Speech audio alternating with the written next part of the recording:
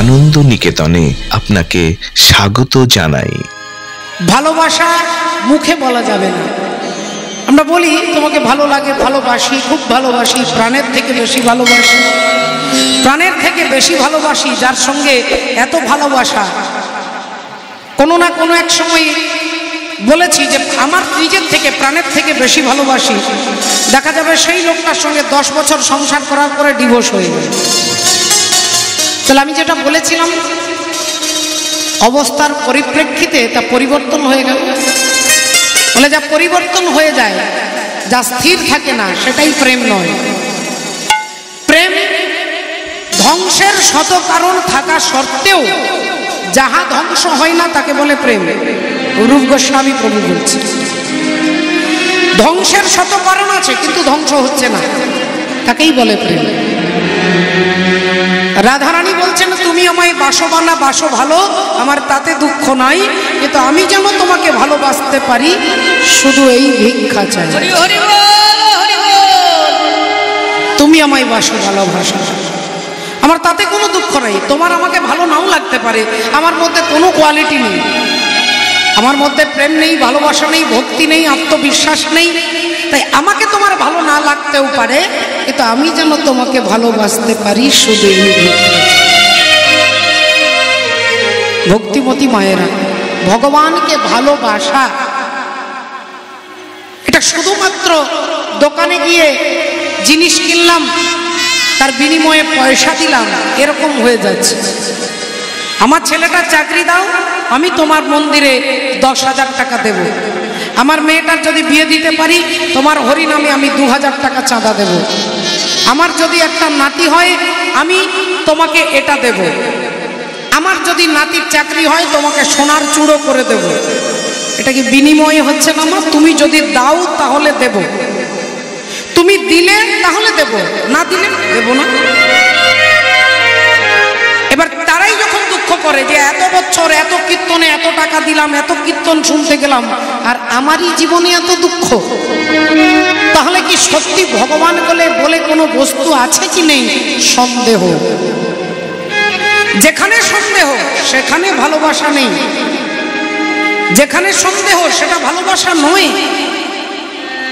আপনারা ভেবে দেখুন তো মা, যে পঞ্চ পাণ্ডবের মধ্যে তৃতীয় পাণ্ডব অর্জুন, যে অর্জুনের রথের সারথি কৃষ্ণচন্দ্র, যে বাড়িতে কৃষ্ণচন্দ্র সদা সর্বদা আসা যাওয়া করে, যে বাড়ির সঙ্গে ভগবানের সম্পর্ক আছে, পিসিমার সম্পর্ক, সেই পিসিমার ছেলে হচ্ছে অর্জুন, অর্জুনের স্ত্রী হচ্ছেন সুভদ্রা, অর্জুনের স্ত্রী হচ্ছেন দ্রৌপদী।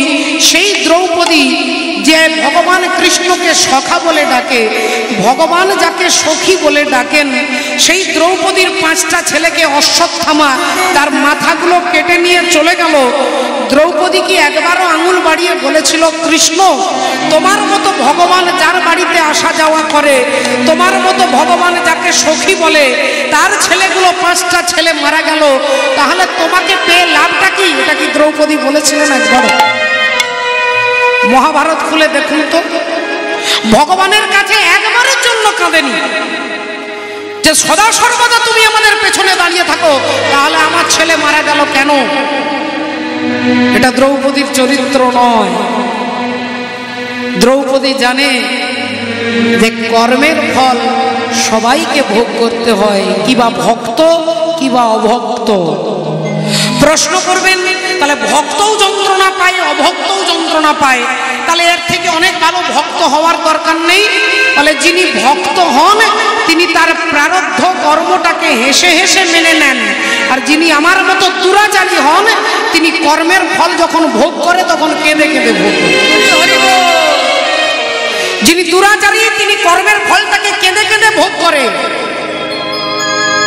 আর যিনি ভক্ত ত্যাগী হন তিনি কর্মের ফলটাকে হাসতে হাসতে সহ্য করেন।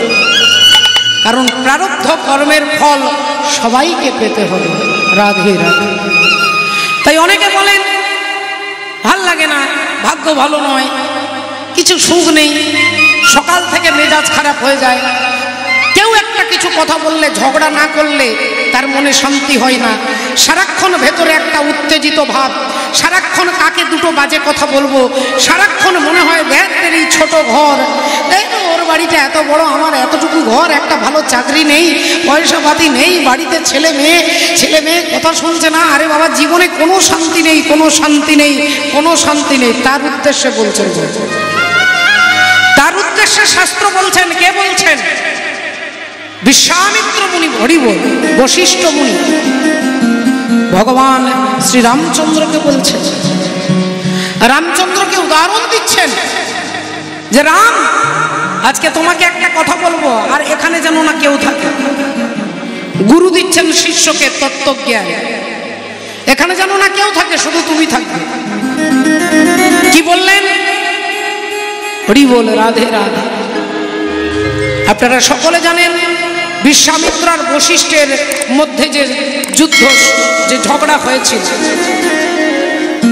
সেই বিশ্বামিত্র মুনি তিনি মনে মনে চিন্তা করলো, বশিষ্ঠের 100টা ছেলেকে আমি কেটে দিয়েছি, আর আজকে আমি যাব বশিষ্ঠের আশ্রমে যাব দুপুরবেলায়, যখন খাওয়া দাওয়া করে ওরা ঘুমোবে, তখন ঘুমন্ত অবস্থায় বশিষ্ঠকে আমি হত্যা করব। বিশ্বামিত্র মুনি গাছের আড়ালে অস্ত্রটা ধরে লুকিয়ে ধরে দাঁড়িয়ে আছে, আর এদিকে বশিষ্ঠের স্ত্রী মা অরুন্ধতী দেবী স্বামীকে বলে উঠলেন, স্বামী, আজ আমার মনটা এত ভালো লাগছে কেন? কেন কেন এত ভালো লাগছে? মনে হচ্ছে আশ্রমের বাতাবরণটাই পরিবর্তন হয়ে গেছে। মনে হচ্ছে যেন ওই ধুলোটাকে সর্বঙ্গে বারবার যেন ধুলোটা মাখতে ইচ্ছে করছে। যে গাছের পাতাগুলো ঝরে গেছে, ওই ঝরা পাতাগুলো দিয়ে মনে হচ্ছে যেন একটা মালা তৈরি করে যেন গলায় পরি, যেন বারবার মনে হচ্ছে ধুলোটাকে চুম্বন করি, যেন ধুলোটাকে মাথায় নিই, যেন চারিদিক দেখে আনন্দে হৃদয়টা ভরে যাচ্ছে, একটা অদ্ভুত আনন্দের অনুভূতি হচ্ছে। কেন বাতাসটা এত মিষ্টি লাগছে? কেন চারিদিক দেখতে এত ভালো লাগছে? কেন আমার হৃদয়টা শান্ত হয়ে যাচ্ছে? কেন আমার আনন্দে হৃদয়টা নেচে উঠছে? আমি বারবার কেন ধুলাই গড়াগড়ি দিচ্ছি? আমি বারবার কেন গান গাইতে ইচ্ছে করছে? আমার মনের মধ্যে এত আনন্দের স্ফূর্তি এর আগে কখনো হয়নি। এর কারণটা কি স্বামী? বশিষ্ঠ বললেন, অরুন্ধতী বললেন, এটা হচ্ছে এই জঙ্গলে, এই এলাকার মধ্যে একজন সাধু, তার ভজন সাধনের ফল হচ্ছে এটা। বলে সে কে? তিনি হলেন বিশ্বামিত্র, বিরাট বড় তপস্বী, বিরাট বড় সাধক। আর সেই জপ তপ করছে, সাধনা করছে, তাই তোমার এখানকার পরিবেশটাই চেঞ্জ হয়ে গেছে। মিষ্টি বাতাস বইছে, ধুলোটাকেও মনে হচ্ছে বারবার মাথায় নি, মনে হচ্ছে ধুলোটা চোখের মধ্যে নি, মনে হচ্ছে শুকনো পাতাগুলোকে মালা করে গলায় ধারণ করি। এর কারণটাই হচ্ছে বিশ্বামিত্রের তপ। বিশ্বামিত্র তপ করছে, আর একজনের তপের ফল তুমি অনুভব করছো। অরুন্ধতী বললেন, সে কে?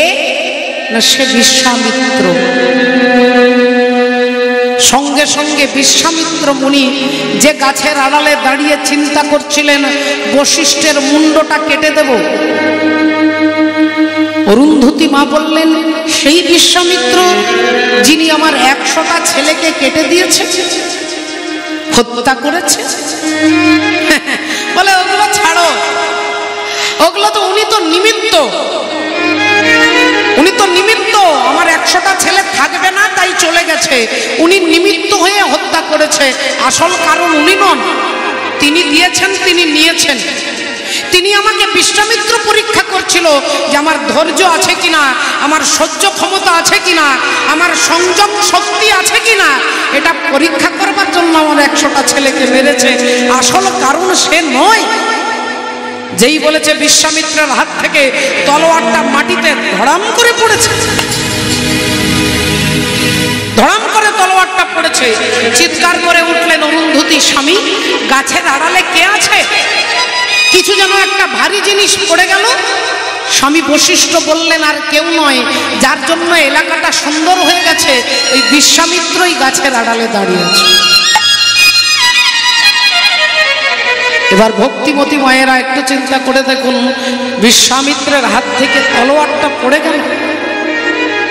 এটা হচ্ছে ভারতবর্ষের শিক্ষা, এটা হচ্ছে সনাতন ধর্মের শিক্ষা, এটা হচ্ছে ভারতের আধ্যাত্মিক জ্ঞান, যে জ্ঞানের দ্বারা জীব প্রভাবিত হলে অস্ত্র পড়ে যায়, অস্ত্র ধরতে শেখায় না। সনাতন ধর্ম কাউকে অস্ত্র ধরতে শেখায় না, সনাতন ধর্ম অস্ত্রকে ত্যাগ করতে শেখায়। বিশ্বামিত্র মুনি সঙ্গে সঙ্গে কাঁদতে কাঁদতে মহামুনি বশিষ্ঠের চরণ দুখানা জড়িয়ে দিলেন। আপনি যতগুলো আমার সম্পর্কে বললেন একটাও ঠিক নয়। এই যে দেখুন দীনতা, এতক্ষণ তিনি একটা সার্টিফিকেট নিতে এসেছিলেন যে আমি ব্রাহ্মণ। তিনি জন্মগ্রহণ করেছেন ক্ষত্রিয় কুলে, ব্রাহ্মণ হওয়ার খুব শখ। রেগে যখন সার্টিফিকেটের মধ্যে বশিষ্ঠ মুনি অ্যাটেস্টেড করে না দিলে সমাজ তাকে ব্রাহ্মণ বলে স্বীকার করবে না। হাজার হাজার নকল টাকা বেরিয়ে গেছে বাজারে, কিন্তু টাকার মধ্যে যদি রাজ্যপালের সই না থাকে, অ্যাটেস্টেড না থাকে, সেটা নকল টাকা। তেমনি বশিষ্ঠ মুনি যদি সই না করে দেয়, এই সমাজ কেউ তাকে ব্রাহ্মণ বলবে না। তাই বারবার গেছে যে আপনি আমার নামে সই করে দেন, আমি ব্রাহ্মণ স্বীকার করুন। এতদিন বশিষ্ঠ মুনি স্বীকার করেননি। এবার যখন বলছে যে তিনি বিরাট বড় তপস্বী, তখন বিশ্বামিত্র বললেন যে যতগুলো আপনি আমার সম্পর্কে বললেন একটাও গুণ আমার মধ্যে নেই। এই এলাকা সুন্দর হয়েছে, এই মিষ্টি বাতাবরণ, এই যে ধুলার মধ্যে সুগন্ধি, এগুলো আমার জন্য নয়, আপনার জন্য, আপনার জন্য মহামুনি বশিষ্ঠ। আপনি আমাকে ক্ষমা করুন, আমাকে ক্ষমা করুন। মহামুনি বশিষ্ঠ বললেন আজকে তোমাকে সাদা কাগজের মধ্যে আমি আমার নামটা অ্যাটেস্টেড করে লিখে দিচ্ছি, আজ থেকে তুমি ব্রাহ্মণ, আজ থেকে তুমি ব্রাহ্মণ। আগে নত হওয়া শিখতে হবে, আগে ভাবতে হবে যে আমার মধ্যে কি কোয়ালিটি আছে কি নেই। এখান থেকেই অহংকার দূরীভূত হয়। আর অহংকার থাকলে জীব ভক্তও হতে পারবে না, সাধুও হতে পারবে না, তিনি ত্যাগীও হতে পারবেন না, তিনি ব্রাহ্মণও হতে পারবেন না। তাহলে চিন্তা করে দেখুন তো মা, আমরা একটু জ্বালাই, একটু যন্ত্রণায়, একটু দুঃখে ভেঙে পড়ি। বশিষ্ঠের 100টা ছেলেকে কেটে দিয়েছে। মহামুনি বশিষ্ঠ বিশ্বামিত্র সম্পর্কে কত সুন্দর কথা বলছেন। তিনি জানেন যে গাছের আড়ালে দাঁড়িয়ে আছে, আমাকে খুন করবার জন্য এসেছে, কিন্তু তথাপিও তিনি ভগবৎ সত্তায় নিজেকে প্রতিষ্ঠিত করেছেন যে আমার ছেলেগুলোকে নিমিত্ত হয়ে বিশ্বামিত্র মেরেছেন, মারবার ক্ষমতা বিশ্বামিত্রের নেই। যদি রাখে হরি তো মারে কে, আর মারে যদি হরি তো রাখে কে। এই ধারণায় যদি মন সত্যে প্রতিষ্ঠিত থাকে, আপনার পাশের বাড়ির লোকের সঙ্গে আপনার ঝগড়া হবে, সংসারের কারোর সঙ্গে আপনার দ্বন্দ্ব হবে। আপনি যদি ভাবেন সবই গোবিন্দের ইচ্ছে। হরি বল, রাধে রাধে। আপনাদের কাছে একটি ছোট্ট অনুরোধ, এই ধরনের আরো ভিডিও দেখতে চ্যানেলটিকে এখনই সাবস্ক্রাইব করুন।